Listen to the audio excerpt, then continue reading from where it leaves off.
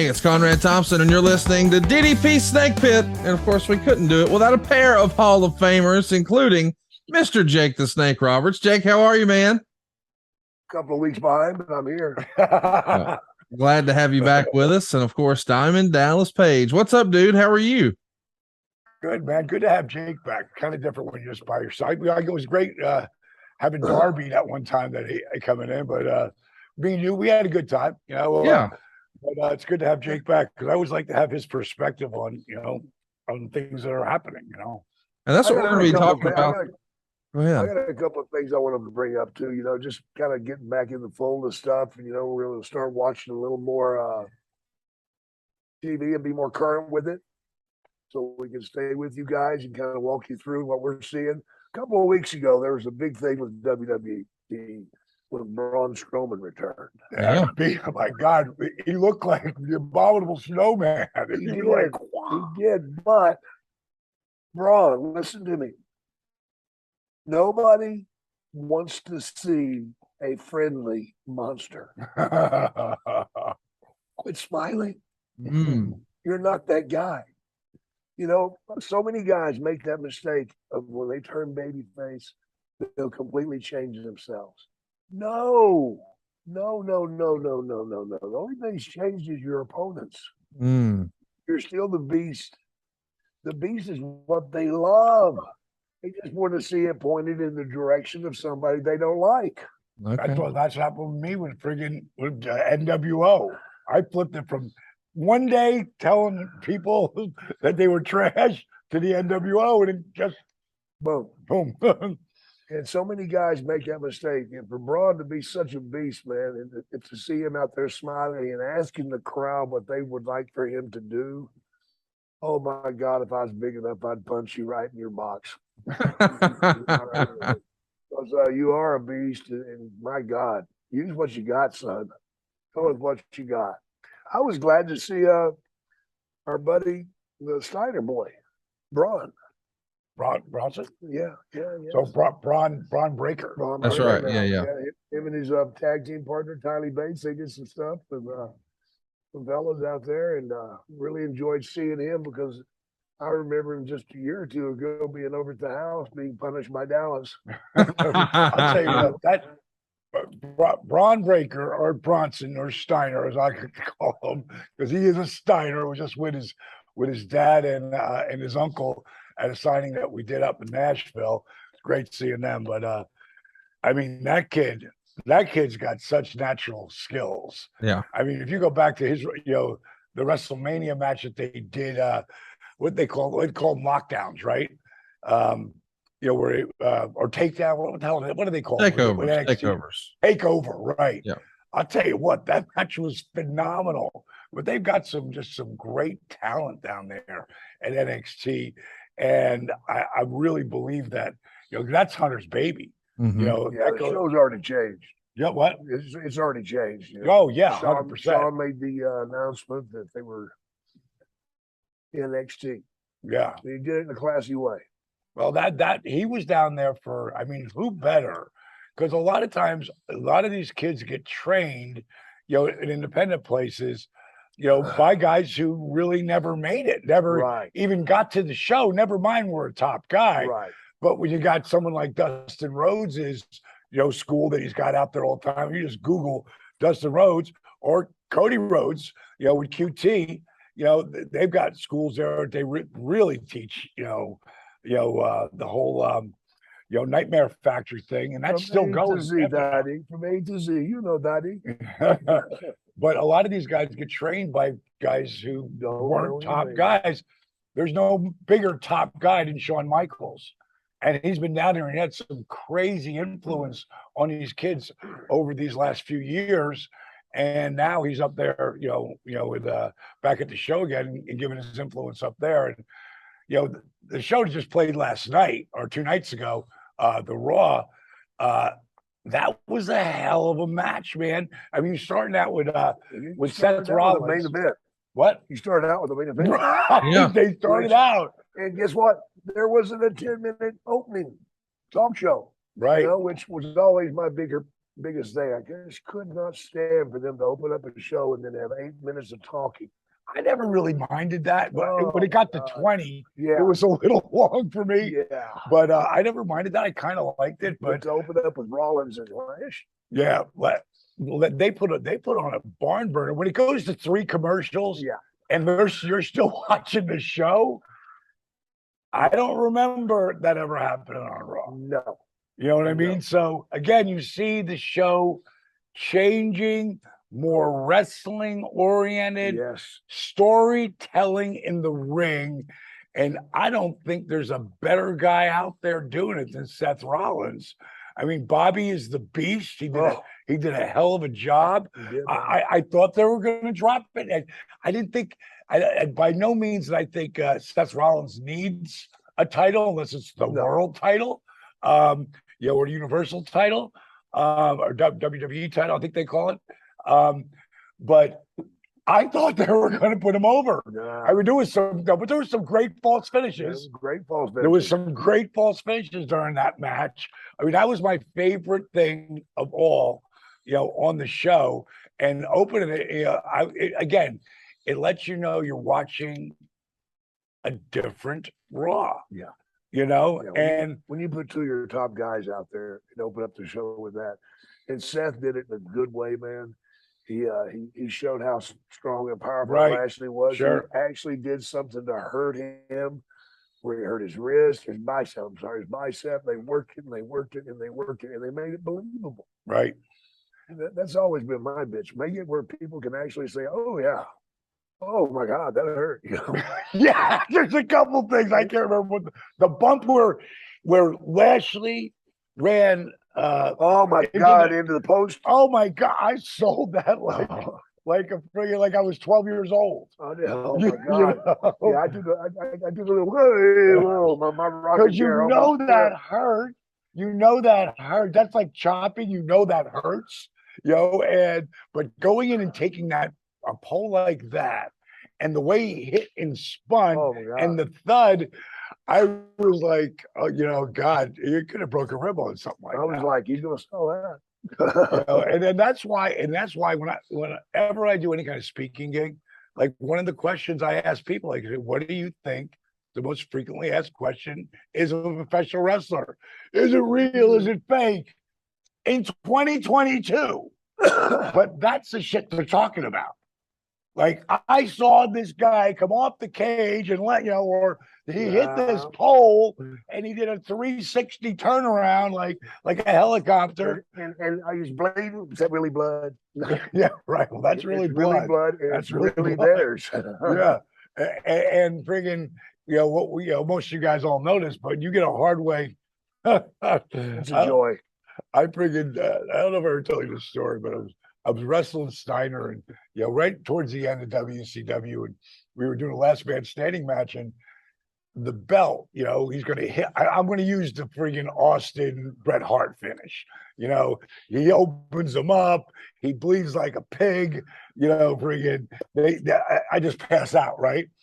So I would always get the blade if I was going to do that, kept wrapped in my tape, and me and Scotty, we went all over that building. So part of my tape was like pulled off. And then I realized now we're getting ready to do it. I'm on the mat I realize there's no blade. And I go, Scotty, I lost my blade. He goes, fuck. Fuck. No problem. Whack. So I go, you got one? He goes, no. I go, Nick, you got one? No. And I just said, come with it, bro. And he looked down at me, and it was like, for a surreal moment, he looked down at me, you sure?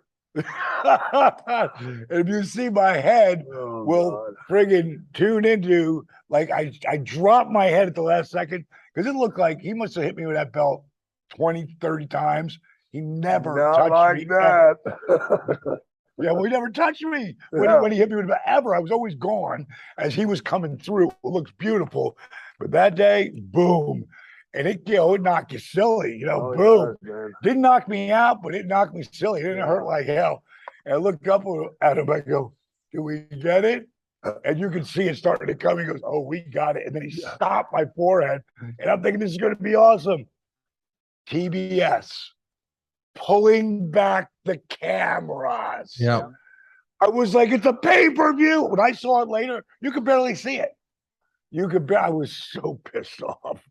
But just bringing, is it real? Is it real blood? Yes, it's real blood. What I like about WWE stepping their game up, and they're definitely stepping it up. Yeah. Oh yeah. Whether it's because this guy's in here and he's not, that doesn't matter. Bottom line is they're stepping it up. And that's going to cause the other guys to step it up. Right. And from what I'm seeing, they're stepping up, in a big way. I mean, we just watched, you and I watched those guys go forever, Moxley and Sammy Guevara. Sammy, we talked about it earlier. I want to say it again. Sammy is, I gotta say, the greatest ever I've ever seen for any kind of high flyer is Rey Mysterio. Yeah. And he's still doing it at its highest level, which is mind-boggling for me, considering he's been doing it for 30 years. For and 40. Yeah, well, he's only 42 or 43. Really? Yeah, that's it. He started when he was 12. No, he started when he was 12. Yeah. So, bottom line is Sammy did shit in that match. They did this one thing, and I had to play it back like 3 times because friggin' Mox is about to get him, and fucking Sammy's coming in, and he does this flip thing where he turns out on top of it. I could never see him working it. It looked like it was a fucking shoot move. And the biggest thing that I love about Moxley, when you're watching Moxley, it's a fucking real fight. Oh, yeah. He reminds me of Ronnie Garvin. Yeah. Just a street fighting son of a bitch. And I love the way they laid this match out, too, man. Moxley was smart enough to play a little possum here and there, on Sammy, and suckering Sammy into doing these high-risk moves, which he's always trying to set him up for that one kill shot. But in doing that, that means that Moxley's going to take a lot of friggin' punishment. And one thing Moxley can do, he can take an ass whipping and give one. Yeah, both. No doubt about it. And I'm proud to know the guy from the speech I heard him make here a while back. And we're not going to go into why that all happened because it's none of my damn business and it's not the fans' business either. Stupid shit happens in this world every day. And I just hate that these young guys chose a platform they did do it. But I'm sure that they're regretting it. And I think that they've done the best thing they could do. Turn the belts over to a tournament. Right. That was wise. And go AEW, man. I'm all for you guys. I love you guys to death. I'm still employed there. You wouldn't know, look at me. In other words, put it back on TV, Tony. Yeah, man. We're gonna do it, baby. Come on, man. Tony, what are you thinking? I'm back on the sauce. I look at I think the cutter, as we'll call it, all right, but starting with getting famous with the Diamond Cutter. Of course, Randy Orton took it to, I think, the next level up and doing some stuff that, my God. But these kids today, it's got to be the most, replicated move, but completely different every time. Yeah. And the element for disaster, and I'll go back to the one where Sammy hit the cutter on Cody. There was so much room holding onto that ladder. It's a regular ladder that you use to go up the side of your house. Yeah. It's not made of foam. And it's on cushions. There's a mat, it's a wrestling mat, but it moves. For the element of error, that could have happened, of him springboarding from the ropes to the top of that ladder, springboarding off and catching Cody and going down. That kid he has zero fear. Mm-hmm. Yeah. Zero fear. It reminds me of those surfers that take off on those 30, 40, 50-foot waves. They have no fear. What'd you think of that match, Conrad? I think Sammy Guevara is criminally underrated. I'm glad to see he's getting some of his just due and some attention on the program here. He's had a hell of a run, several runs with the TNT title. He may have won that belt more than anybody else, but I think when AEW first started, a lot of guys like Cody Rhodes saw something in him. I think Cody and Sammy were the very first ever AEW match. And I think it won't be too long. You know, we're going to be talking about Sammy Guevara in that main event spot. He's one of those next generation stars that is going to stand out for a long time. I mean, we're talking about how great he is right now, but just for context, as a reminder, this fellow's only 29 years old. I mean, he's yet to hit 30. So his best years are still in front of him. His wrestler peak might even be 10 years away from now. So big future for Sammy. Yeah, it's going to be a situation for him. It's impossible to hold him down. Yeah, one of the things that there's no way you can do it. No, I agree totally. One of the things you're seeing on, I just feel like I'm seeing it much more recently in WWE, but you see it in AEW all the time. A lot of submissions and going from one submission into another, like in the people, because now they're educated with UFC. They understand it. They understand what it is. And, you know, that drama of, you know, friggin' of the element of, you know, can they make it to the ropes? Are they going to tap out? Like, is he going to be able to switch it? Yes, I mean, you know, it's people today are getting that smart to where they're out there calling the shot too. You know, I mean, you got guys in there that can just do so much with their hands and turning things. And of course, the best has to be Danielson. Yeah, I think he's the best in the world. Best in the world, I believe so too. And then after I watch him and Jericho, wow, I see two of the best in the world. Jericho picks it up and goes to another level. You know, he's going to be 52. No, in November. And if, you know, I'm just happy to have had, and everybody knows because he's been talking about my DDP yoga forever, you know, on his podcast until he got too expensive.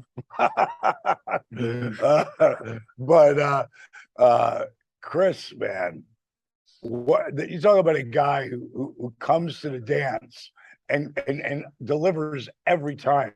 There in that match there, the going from the submission to the submission to the bump to the false finish. I mean, both of those matches told some of the. If you guys, anybody's watching AEW, those are two matches you should have been watching. Yeah. You know, and you've seen a lot of it lately in AEW. Yeah. Longer matches, storytelling, and that's what we just talked about. You know, with WWE, that's what they open with. When I see both those guys in the ring, I said, "Oh yeah, clinic time, man." You know, because they put on a wrestling clinic. Yeah. And you know, I haven't been as big a Jericho fan as I am now until just the last 6 months or so. And I watch what he does, not only in the ring, but obviously what he's doing behind the scenes in taking care of himself. But he also recreates himself. Every time he turns around, he's got a new look. He's got right now, he's got that young boy look that you want to slap him because he's good looking. You know, and he's 52 years old, a piece of shit. You just want to fucking mow him down. And he's taking on this heel persona again. And when he's a heel, he's an asshole heel. He's a heel. But they'll still sing his song. Oh, yeah. And let him come out. Yeah. The greatest, I've said it for the last year, the greatest entrance that you, as a performer, you could ever have. When someone are saying your catchphrases, you know, in music they call it face mode, where the artist doesn't have to sing because everybody else is at the top of their lungs, you know, and then you get that with Jericho's entrance, and he plays into it, has them all with him, and then he goes right to who he is as the character, babyface or heel. Yeah, I've seen him in the ring. They got this one shot of him in the ring, and Daniel's on the floor after he hurt his ankle. Right. Yep. And you see him like, oh, he's really hurt. This is going to be fun. And he goes down there and gets after him, man. And he went after him, brother. And he made you hate that son of a bitch. But you know, I am so surprised, not surprised, just so grateful to AEW because they gave us Moxley and Sammy, Jericho and Danielson. Then they turn right around and give us Dax and Claudio. It's like, Jesus Christ, but you know that Dax is going to put a show on. Right. I think that cat is one of the best ever. The tag team, they're the best tag team. I love that tag team. They wrestle their asses off. They're like the Four Horsemen 2.0 or something. Yeah, they really are, man. It's kind of and that's kind of like with you felt that, especially when they got there, because then they could really do that. When I started seeing them, man, all of a sudden I'm doing Comic Cons with him, and they're going to do a match somewhere, and I'm driving over to see their damn match. I'm going, Jake, you really have went full circle. But those guys they are old back school. To being a mark, chasing the boys. Right. Well, again, friggin' when you have really good storytelling, and you love it, and that's what you really are getting better. You don't need to tell as much story verbally, as you do, physically. Action, reaction. So that's what brings the people. So, what did you think, Conrad? I think it's an interesting time for both WWE and AEW, with all the management changes in WWE and all the supposed behind the scenes drama in AEW. I think they've cranked out really, really good shows.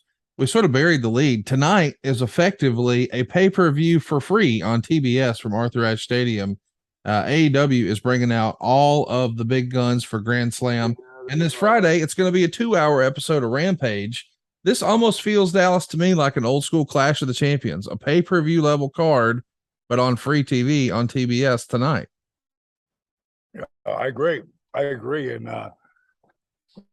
guys are going to be, it's like, we call it red light fever, anytime you're on, they're still putting on shows, really good shows for the people without any cameras there. And it's so funny, the amount of people.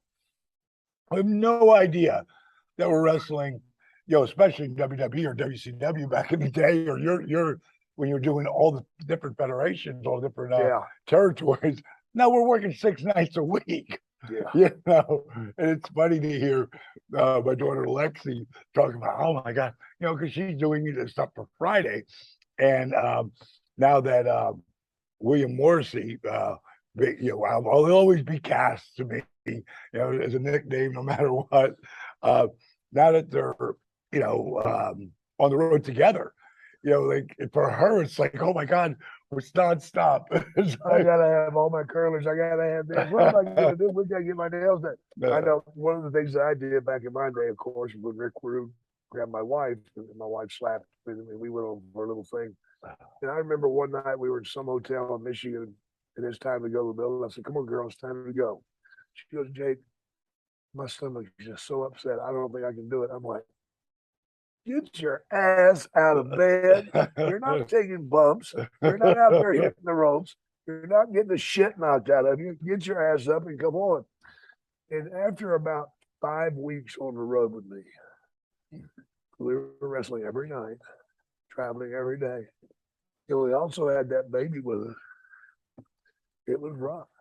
But all of a sudden she's going, "You really don't have any fun out here, do you?" That is so funny. That was the greatest thing that could have happened to me, man. All right. I'll tell you, Kim only did it one time, because we only, Nitro and Thunder, it was 2 separate days. You could fly in, fly home, fly in, fly home. She had never gone on the road for like a loop with me. And she goes, "Can you please fly me home? I don't know how you're doing this. I don't know how you do it. I don't know. But it's so, especially when you're young in it, you love doing it. Because, Couldn't wait. He's bringing, but that wears, man, by the end of it, I don't want to try. I'm going to Alaska to go do something up for Kevin Matthews up in Fairbanks, Alaska. And I'm turning it into a trip. I got one in this weekend in LA. I'll be in LA at the God, I can't remember. No, it's the LAX. LAX, is that what it's called? LAX Fan Fest. And I think it's at the Hilton. Is that right, G? Well, look it up and let me know. I don't want to say, but I'm doing that.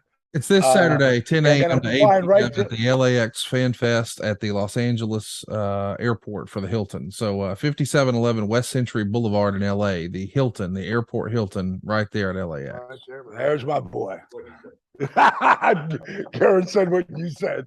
Yeah, so go and do that signing, and then I'm hopping on a plane with Paige, and we're headed to Fairbanks, Alaska, and that show's not till the following weekend.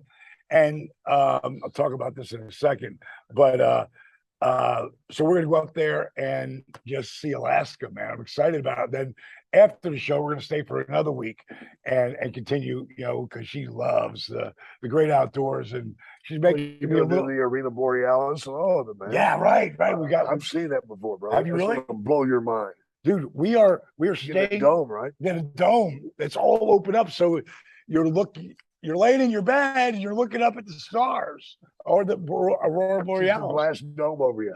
Yeah, so it's going to be not real big. No, not too big, but hey, it's got enough room for a king size bed and be able to look up at that. I love stars. It's one of the things I love the most. Blows you away, man. When I see it the first time was in Alberta. Is actually it's in Saskatchewan. Saskatchewan. We were driving up north up there. And I'd had about 12 beers. And Yeah, I know, kind of odd. And I'd smoked some weed. Oh, come on. Well, it's an herbal remedy. And all of a sudden, I'm blinking my eyes and I see this shit. And it looks like fingers coming across the sky, but they're in colors. I'm like, what in the fuck? And man, I just hit the brakes. The guys are there in the car. You don't know, it's scary. Slung them up. It scared the piss out of me, man. I thought they were Martians or something. Yeah, right. I thought the end of the world was here. And this shit, then it goes over here. I'm like, guys, goddamn, man. They're here, man. They're fucking here. And I'm screaming, man. And they start laughing at me. And then they say, it's the Borealis. I'm like, what kind of gimmick is it? Borealis. What is that? I think it's gas. Yeah. I don't know. I'm guessing. He's going to tell us, Conrad. Your Conrad will pull it up. Well, here's what I want to talk about. I do want to talk about, Wait, before you go. Before you go. Let me just finish this part. In Alaska, Marcus Bagwell. After we finished filming, Change or Die, we kept with Marcus because Marcus fell off, he fucking fell off the rails, And I've always said, never really knowing, the Change or Die is it's real. Yeah, it's real for starters, but it's not a reality show. It's a docu-series, just like we did with Jake, but instead of just a regular movie, we made it a series because we brought people into the house. And it's a little piece of Biggest Loser. It's a little piece of intervention. It's a little piece of God, I forgot what the other part is. Either way, it's real. And one of the things with Marcus was, when he went off the rails, we had an intervention, and his niece was there, me, Steve, of course, Marcus, Ronnie Gossett was there, and it was like, dude. If you want us to continue to help you, you have to go to rehab. And bottom line is, he went. This was a really good place. Surprised me, Marcus. He surprised me. We just saw him this weekend, and so want to let people know you were watching this up in Alaska.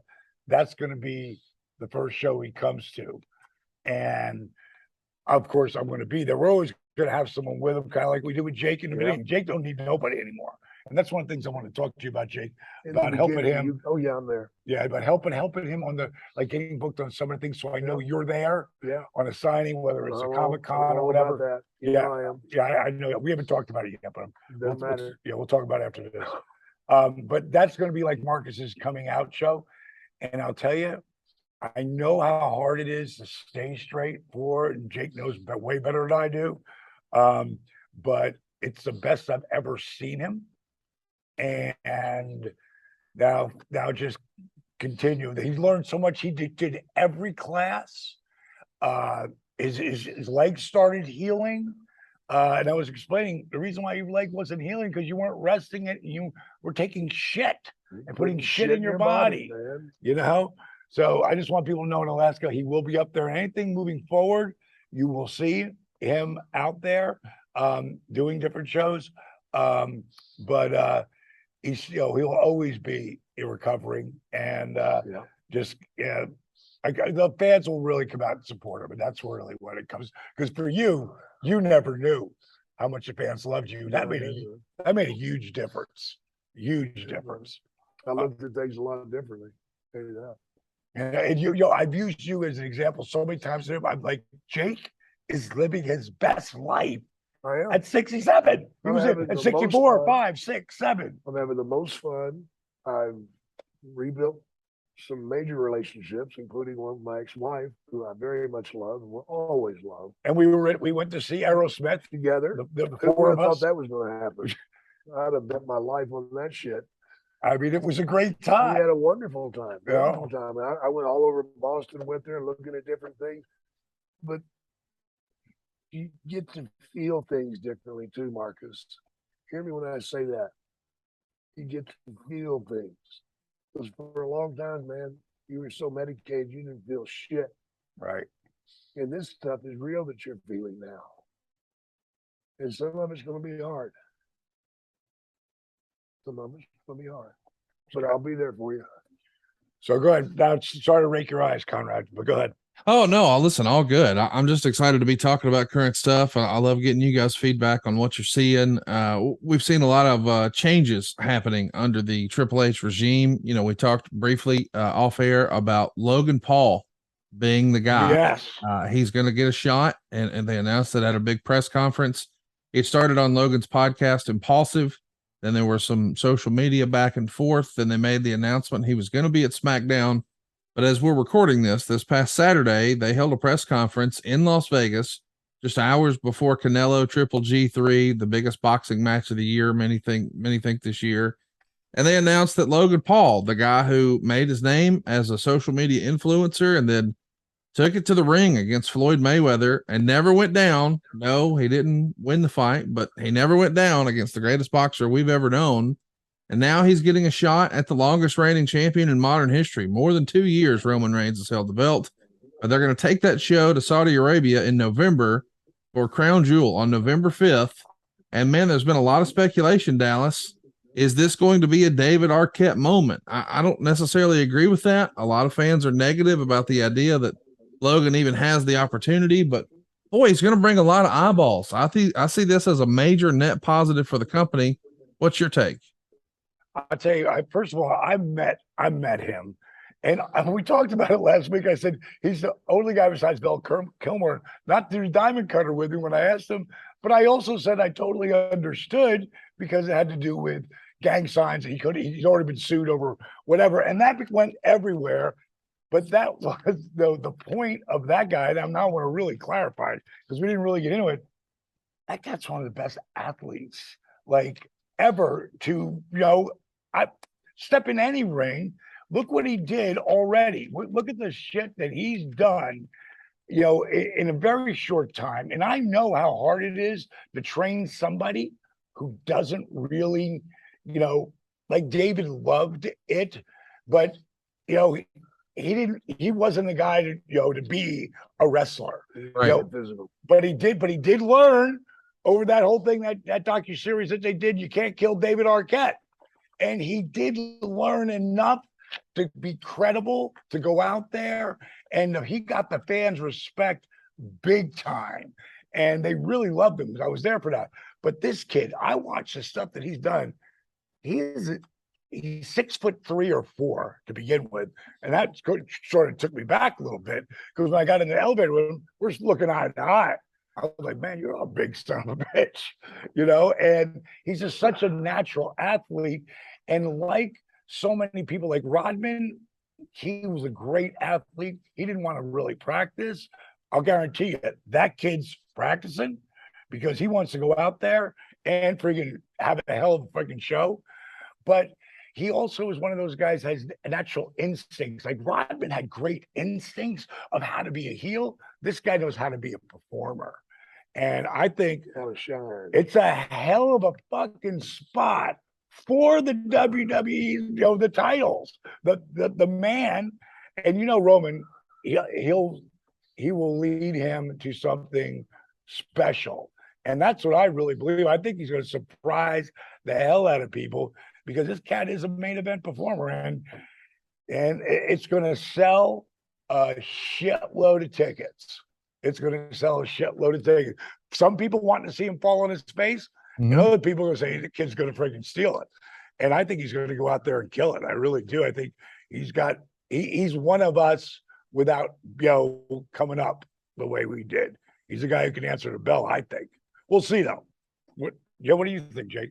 Well, I'm kind of with Conrad, man. I mean, this kid's being fed with a silver spoon.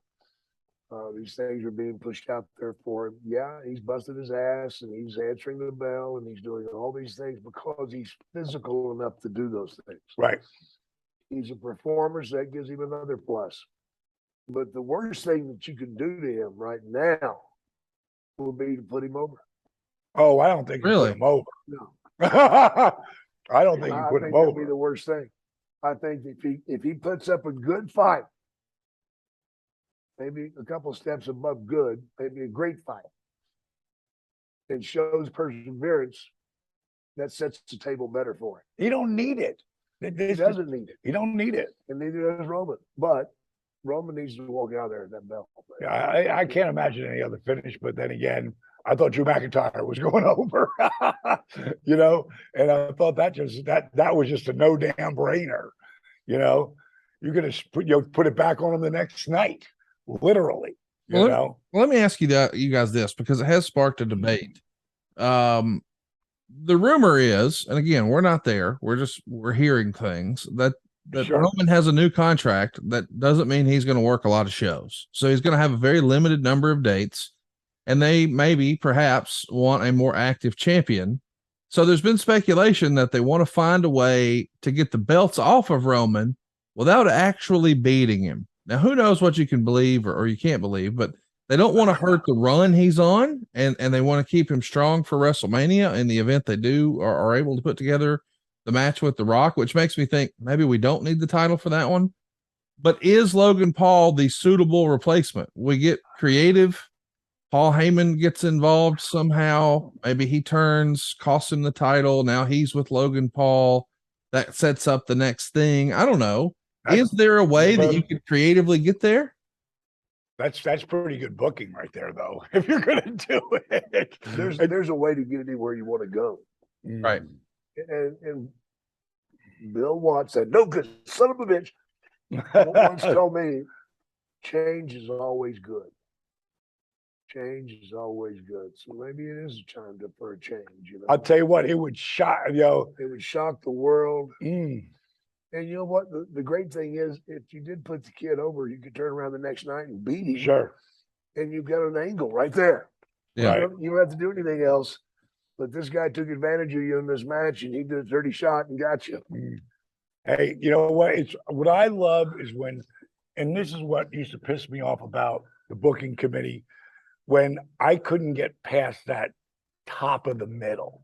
I just couldn't break that ceiling. And Jake and I talked about it so much. My goal was never to be fucking world champion at that point in my life. It took Dusty to make me see that. But it was I wanted to Jake Rick Rude's spot. Like when Jake went out there, I don't give a fuck who he's going out with. Sometimes you knew he was going to win, but you never knew him or Rude was going to lose. You never knew. Like going out there, and that's what I want to feel. When I'm watching something, I don't want to know this guy's going over. Like last night with Bobby Lashley, 2 nights ago with Bobby and Seth. I'm like, Seth's got to go over here. How many there? You want to talk about one of the greatest performers, and I got to put him up in that elite of elite today. He's been beat fucking way more than me and you. And we got beat a lot.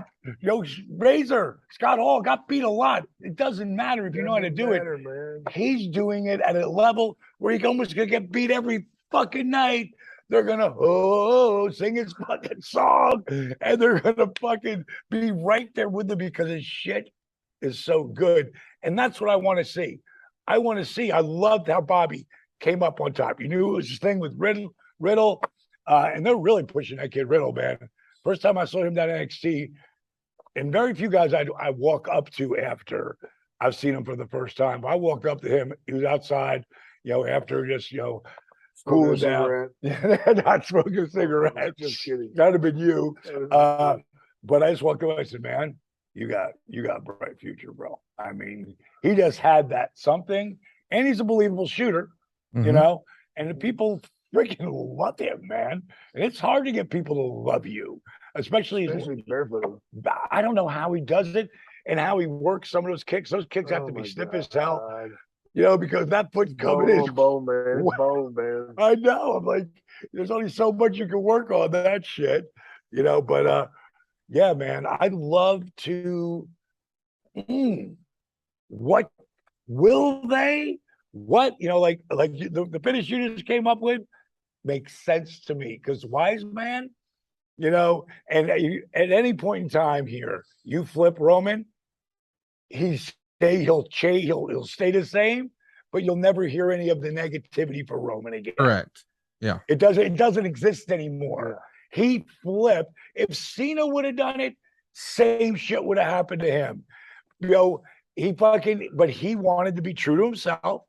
And because he's the number one, I don't know, people out there know this, especially Cena haters, but Cena is the number one requested wish list, things for kids. Make a wish. Really want to see that ultimate wish. John does so many things. And when he carried that company on his back for those 10 years, he did so much shit far and beyond what it is of just putting your time in on the road. And when those 10 years that he was carrying that thing, he was working 300 plus days a year minimum. Yeah. And people don't know about all that. And that's one of the biggest reasons why, probably, my guess, not being in his spot, that I feel he never did flip and do like Dusty Rhodes would have never flipped. A lot of people don't know this, but when Ted Turner put together, World Championship Wrestling, it was because Vince wouldn't sell it to him. He wanted to buy the WWF, just like he bought the Falcons and the Hawks and the Braves. Because he was buying programming. He was so far ahead of the curve for programming. Yeah, man. I think it's a really cool time in wrestling, man. It's a really cool time with the different federations, and you got NWA over here. Paid. Yeah, guys are making a living off independent wrestling. This is a great time for the fans and because nothing's better than seeing someone come up like Austin Theory. He's a Georgia boy. Yeah. He did all these independents right here, man. I hope he has a lot to be seasoned still. And Jake, you had mentioned this earlier, but he has got a raw talent about him. And I love seeing him with KO. Oh, yeah. I think KO is one of the best. Took him to school. Yeah, I think KO is one of the best. Took me to school, brother. I watched that, and I was giggling to myself like, damn, Jake, how many times have you done the same fucking thing with the guy? He did not exactly know where he was at. Because he took him and showed him. And he's only going to get better and better and better. It's a great time. It's not just a great time in WWE or AEW. It's also a great time south of the border. We're inside of a month away from Triple Mania 30, and Jake Roberts knows a thing or two about Triple Mania. And the main event is going to be Mask versus Mask, Villano number 4 and Pentagon Jr. And I know, listen, when you hear that on the surface, you think, well, then that means the older guy is going to lose the mask. But once upon a time at the very first Triple Mania, it was Conan versus another older star. And, well, Conan didn't win, thanks to Mr. Jake Roberts. How about that? Oops. And Conan lost his career. Sherry talked me into it. Sensational Sherry talked me into it. I was scared. I couldn't tell her no. She'd have beat the shit out of me. I want you just because this year Triple Mania is going to be on Fight, Jake, and a lot of American fans are going to be able to watch Triple Mania and hear it in English. And you know, it really is the lucha equivalent of WrestleMania. You know a thing or two about Triple Mania. What should fans expect from a spectacle like that? My God, they are so talented, and if it hasn't been done here in the United States, it's already been done over there. I guarantee you. Yeah. Guys over there are risk takers. Wow. Because, life, living's cheap there. Lives are cheap there. And they're all looking for a way to get out of that and to move up. And that's for them, moving up is making it to WWE. They watched Ray and his conquest. You watched Eddie. They watched all these different guys, and these kids are fighting to get up there. They'll do anything. And that promotion has been around a long time, and they're gonna blow this thing out of the water. I know that because hell, they asked me to be on it. So there you go. Man, when the first time that I was a part was because I was with Jake, and we were doing the first time we did it was in the Olympic Auditorium in LA. And it was, the whole entrances, like it took. No, it wasn't at the Olympic. Was it? No, that was. You sure? Yeah, I'm sure. Well, whatever stadium it was at, yeah, it was packed. There was 5,000 people who couldn't get into this thing, and I was blown away. Like, oh my God! But the entrances, yeah, like WWE had to take something from them at some point. Like I said, if it hasn't happened here, they've already done it in Mexico. They dress up and they put on these costumes of dragons and all this stuff coming down the aisle. You're like, what the hell is this? It's a mixture of circus, wrestling, fighting. I keep waiting for them to drop acrobatics. Drop the bull. If they ever drop the bull, I'm sold. I was fortunate enough to see my first Lucha Libre show in person in Mexico a couple of weeks ago, and it clicked for me as I watched the show. And I want you guys' opinion on this because I tried to explain this to Eric, and he thought maybe I nailed it. So I want you guys' opinion. I think sometimes the American wrestling fan who takes a look at Lucha Libre or some Lucha performers, even on AEW, and they would say, "Oh, well, there's no psychology, and it doesn't work, and I don't like it, and blah blah blah." So there's lots of criticism about how it just doesn't work when compared to American wrestling. But I think it's because we've seen it through the American wrestling lens, where forever it's been positioned as it's mano a mano. It's a real fight. It's boxing. It's MMA. We're trying to make you believe that what you're seeing is real. Whereas a lucha show feels like, well, it's more like comic book action. It's Spider-Man versus Batman versus Superman. And even down to the characters, you're like, no, Clark Kent doesn't want anyone to know he's Superman and vice versa. Bruce Wayne doesn't want anyone to know he's Batman. So the mask has symbolism, but we're seeing this over the top, fantastic fighting. And I don't think anybody ever sat down at a movie theater to watch Superman and said, that fella can't really fly, because that's just stupid. It's silly. Like, so stop looking at lucha through the American wrestling lens of this is a real fight and just enjoy the show. You're seeing a live action Marvel show, because some of the things that you see, like Rey Mysterio do, well, buddy, you will be marveling at that. Guys like Vikingo and Rey Fenix, and they're going to be tearing it up at Triple Mania. So I encourage everybody to check it out. Not just what's going on in AEW and WWE, but take a look at what's going on in AAA as they celebrate their 30th anniversary of Triple Mania. There's a reason they're still around. That's because they got a great product, man. Yeah, it's really fascinating. It's really fascinating, like especially with Lucha Libre. But I think you're right.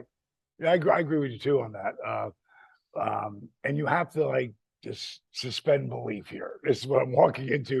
If you're walking to watch Batman, because just watch the movements. Yeah. One of my favorite lines. One of my favorite lines was by Ben Affleck with the one he gets in the Batmobile. I can't remember who it was. He goes, "So what's your superpower?" He said, "I'm rich." Yes. It's a good superpower to have. Yeah, I can afford anything, but it's beyond belief if you're going to take it into the scenario of Batman versus Superman. Like, you're still a human being. I don't care how rich you are. you're going to get your ass beat, but you don't. And they have a hell of a fight, and that's what Lucha Libre is to a certain degree too.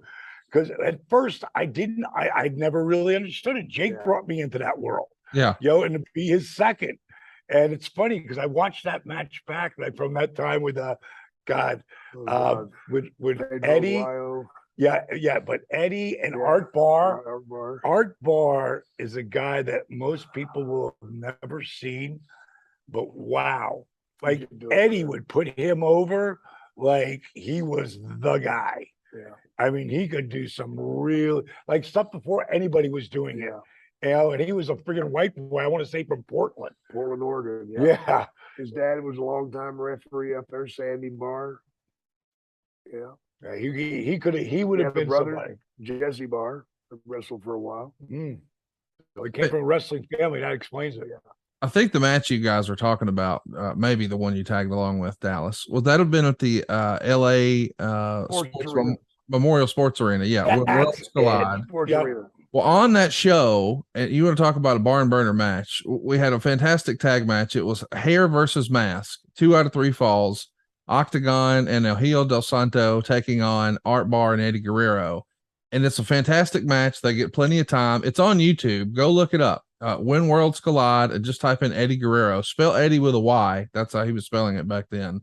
I just want to remind everybody that this is really going to be Art Barr's last big time match. He would pass away like less than 2 weeks later.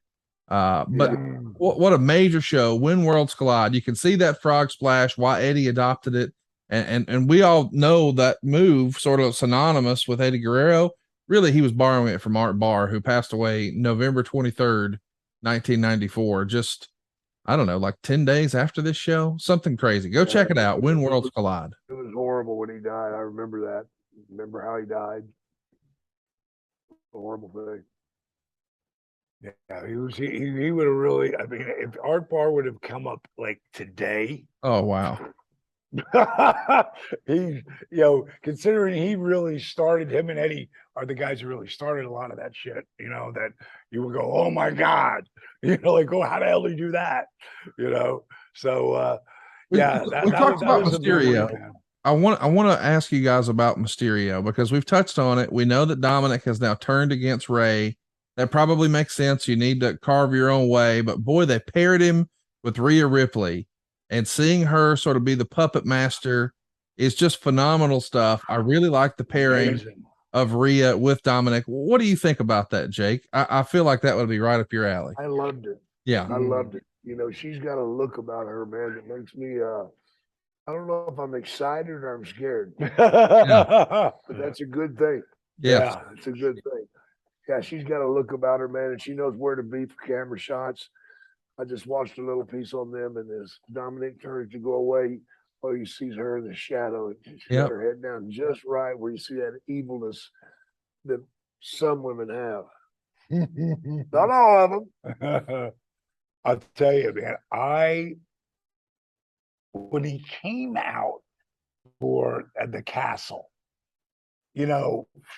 Ray is always dressed to the nines.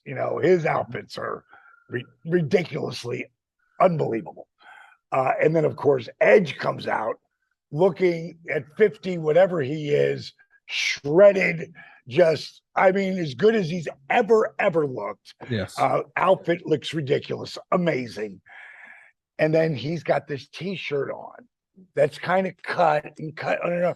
And it just made me think, what's happening here? He's slapping everybody in the face, man. It's just because he's always had really cool outfits because he coming with his dad. He's always looked cool, but now he looks kind of like, what's he doing?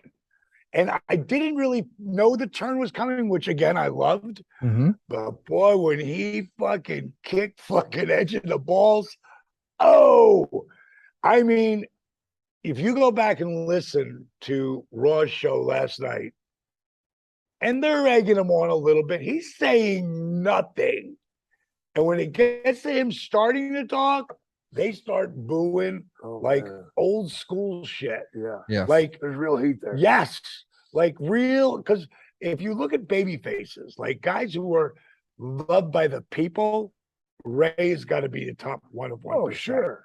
for everybody out there can understand it when the child turns and does the wrong thing, goes down the wrong street, no matter how hard you're trying to save that kid from hell, and yet they just don't get it. And they have to go down that street. We've all seen this play out in real life. The people love and respect Rey Mysterio so much. If you do anything towards it, right, you're a complete piece of crap. Just Edge grabbing Ray because he wanted to, he wanted to go kick the kid's ass, which is what the kid needed. He's going to have it sooner or later, but I got a feeling somewhere down the road it's not going to be Edge that gives it to him. It'll be his old man. Well, that's the money. And I love how they had him come out with the black, the collar, the vest type thing. And dude, he also did a little Jake Roberts last night, where when Ray was there, and I believe he had the chair in his hands, and he got on his knees, and he did this, like here's my face right here. Hit me in the face. Yeah. Like, only person ever known to do that was Jake. Yeah. And so I'm like, like that. It didn't, the people, they were hot at him. He didn't do a lot in the match. He didn't have to. And I love the little wiggle he does. The shoulders, just a little bit, just to say, fuck you. And I love him with Rhea. I think that, again, she's scary and sexy at the same time. And she's a big woman. She's built. Yeah. She's a brick shit house. So or shit brick house. She's badass, man. And I haven't really seen her. I don't know how often she actually wrestles, but right now she doesn't need to do shit. No. The less you see her, the better off you are. And Damian friggin', I love his. I like the whole thing. You guys, I've talked about Judgment Day is one of the things that I really noticed right away when Edge had brought it on. And as much as I liked him in it, I was glad when he flipped, because that's at where Edge is at today. He is, top 1% of one baby face, and he's really that guy in real life. So I think it's really great, man. And if you're going to do a turn on somebody, you couldn't be a better person than Rey Mysterio.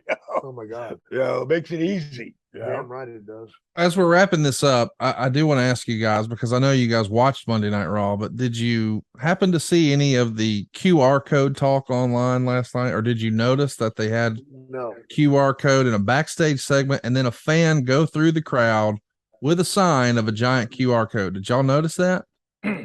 No, I didn't see that. What was that about? It's a little tease. If you scan that QR code, you went to a little website that teased you with an episode of Hangman. We've all played Hangman before, where you're trying to guess what the word is, and the clue was who killed the world. And as you made your different selections, you would see the answer would be revealed to say you did. And the white rabbit appears and jumps around the screen, and it says 923. And a lot of folks have been led to believe that this means that Bray Wyatt's coming back this Friday night on SmackDown. Over the weekend, they had lots of white rabbit references at the live events.